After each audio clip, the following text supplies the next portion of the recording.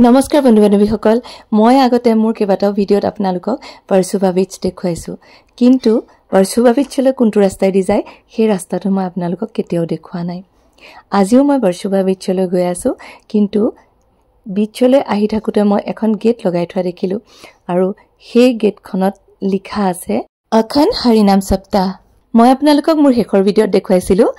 ভাৰ্চোভা বিচত হোলীত কেনেকৈ হোলিকা দহন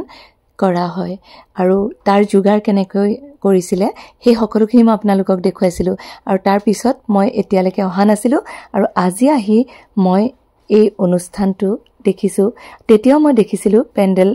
আৰম্ভ হৈছিলে আৰু মই সুধিছিলো যে কি হ'বলৈ গৈ আছে তেতিয়া মোক কৈছিলে যে ফাকুৱাৰ পিছত এটা অনুষ্ঠান হ'ব আপোনালোক আহিব কিন্তু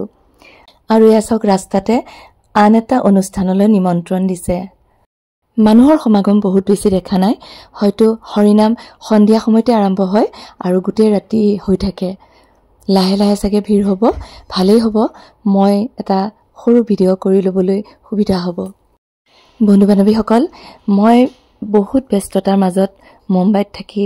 ইমানবোৰ কামৰ মাজতো আপোনালোকৰ বাবে এনেদৰে ভিডিঅ'বোৰ প্ৰস্তুত কৰোঁ এয়া প্ৰায়বোৰ ভিডিঅ'ত দেখেই মোৰ লগত শ্ৰীও থাকে গতিকে ইমান কষ্ট কৰি ভিডিঅ'খিনি কৰাৰ পাছত আপোনালোকে যদি চাই সৰু সৰু কমেণ্টবোৰ দিয়ে মোৰ ভাল লাগিব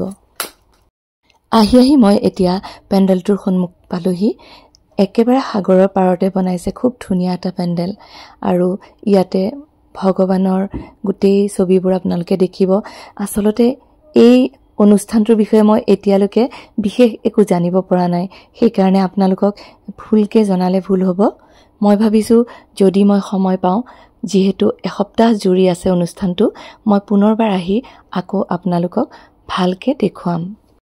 কিছু সময় ইয়াত অপেক্ষা কৰাৰ পাছতে অনুষ্ঠানটো আৰম্ভ হ'ল চাওকচোন বাৰু